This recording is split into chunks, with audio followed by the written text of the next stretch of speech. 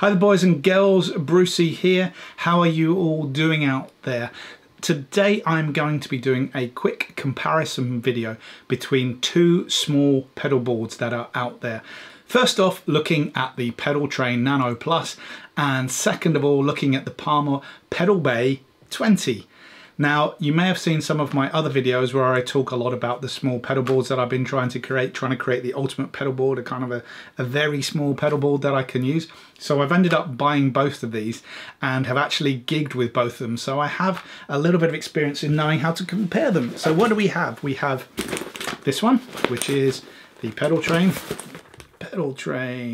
and this is the Pedaltrain Nano Plus. Inside here, not a lot to say about it really. It's very small.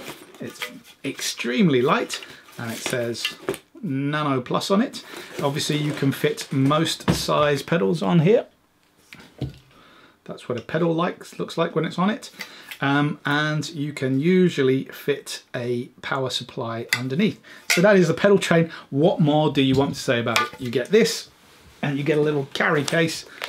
Isn't that quaint and dinky there? And then we move over to the Pedalbay. Why am I doing this so quickly? Because I want to show you the comparison. Anyway, this is what you get when you get this. You get the bag again, and you get something which looks remarkably similar. The Palmer Pedalbay there. As you can see, got a couple of pedals already stuck onto it. Two awesome pedals there. So what are the differences? Well, apart from the differences in cost, you know, most of these are setting you about 30, 40, 45 pounds, depending on where you look for them. If you are looking for them, do check out the links to Amazon below. That helps me out a little bit as well for doing these videos. Anyway, let's do a comparison. So if we put the two of them side by side, you can actually see that the Pedaltrain, which is the one on the top, is about a centimetre, just over a centimetre smaller in width. At the end of the day, not that much difference. I suppose the only difference would be you could probably have a right angled plug out the back in terms of the power supply of a pedal, and it's not going to be over the edge perhaps. Although, look, you know, when you put a pedal on here, if you put it right to the front, it's not going to be an issue anyway. So all you've got there is a little bit more real estate in the width dimension. If we look at the length of the product as well, this is probably where the biggest difference comes into play. You can see the two together. Hopefully, let me hold them above one another. And you can see the difference there in length. Oh, there is actually a difference.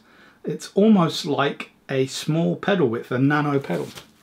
Let me put this here, and you can see the difference. You could actually fit a smaller pedal on it. Where does that make a difference? It usually just makes a difference between the when you have your jack connectors in, your patch bay connectors, because we always kind of forget that. We line up our pedals nice and lovely on the board, don't we? We get it going on. I think, oh, that's my lovely pedal board, and we go, oh no, we've got to put the patch bay connections in, or the patch connections, and it takes up a whole bunch more space, and it's always a faff, and it never looks as tidy. I wish we could have wireless power all the time. And of course, there'll always be a cable which is too short or too long, and the power cable, once you've got it in, never just quite rightly reaches, and you never have the right cable when you need it. Anyway, I digress. You know, two of the primary differences, that the Nano is a little bit smaller, a fraction smaller, but what I will say is, and it's important to bear in mind, in that extra width is actually coming from these two plastic end pieces, which I guess I'll put on there to make it slightly different. So if we actually put the two in together, we can also see there, can you see that there? The Nano is, in terms of the actual Velcroable, if that's a word, pedal board space, they are literally about the same. What you can do here is you could either put a little bit more Velcro on the bottom, so it gives you right up to the edge, but then there is a little bit, and again you're talking about maybe 2 millimeters of an incline there, so depending on the pedal you might get a little tiny bit of it swaying. I've had it on there. I've had big, like 2 size pedals, for example, like let's go, just an example, this pedal here, yeah, right on the end, it's on there, it's kind of firm. Once you've got the Velcro down, that's not going anywhere, so you can push it right up to the edge. For all intents and purposes, you're going to probably get maybe one more nano size pedal, compact pedal on the Palmer.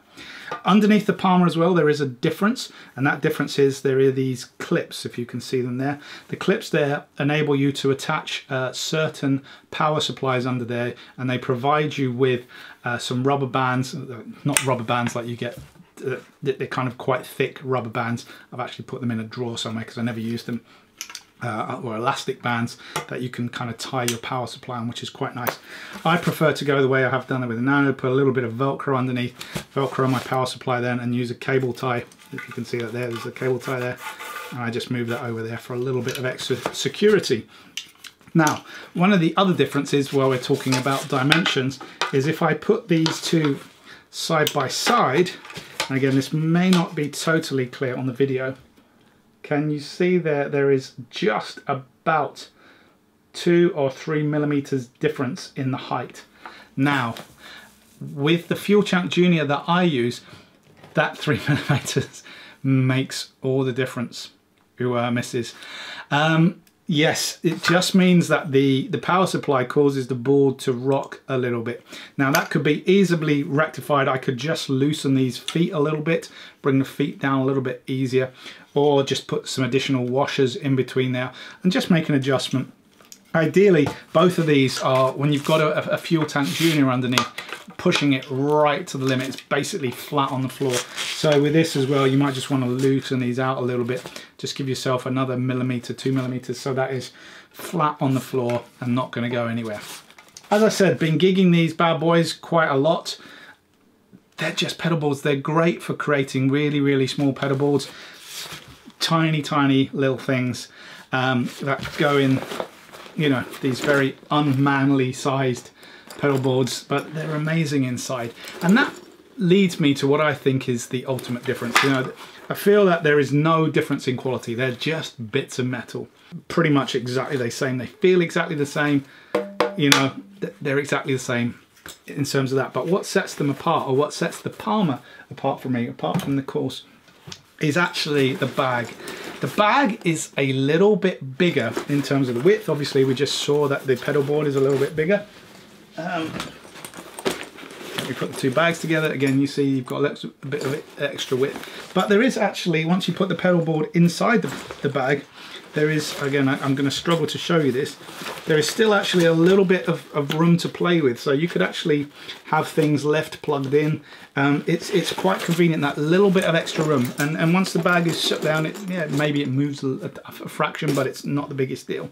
So that is point number one. It's a little bit bigger, which just means, you know, your pedals aren't totally forced into a tight space. But the biggest winner, this is the thing that wins it for me over the Pedaltrain. There's a pocket on the front, and it's the most useful pocket. You can put your leads in there, you can put your spares in there, you can put your phone in there, you just put stuff in there. It just makes the world of difference. You know, this one here, it's a nice deep case, it's the same depth, but you could put cables on the bottom perhaps, but it just gets all over the place. And to be honest, the fact that this misses a pocket on the front, you know, it might not be the biggest thing for you, but to me it makes the world of difference, which is why in this quick rundown showdown test, I pronounce, for me, the Pedalbay 50s, I call it 20s earlier, I don't know what I called it, 50s, it's the 50s, is definitely the winner. I am keeping both because I have them in constant rotation, just make up little boards all of the time, just for fun, have them lying around. You know, again, I put some of these really cheap preamp pedals on there, yeah, ridiculously cheap, £25 for this Vox one. I've got the America sound there, a delay, and you've got the smallest pedal board, just plug it into a speaker and you're good to go.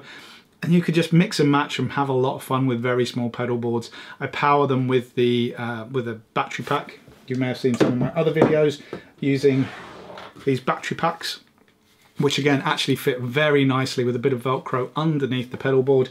These are USB power backs, and then the Songbird Effects bird cord. Again, if you haven't seen that, check that out. That is an amazing product. So there you go. I hope you found that useful. The battle of the mini pedal boards. The winner for me, the Palmer. Well done, Palmer. I've been Brucey. If you like my videos, please do hit the subscribe button. It means the world to me. Please do hit like. Please do tell your friends. Please do share. I've been Brucey, and I will certainly catch you later.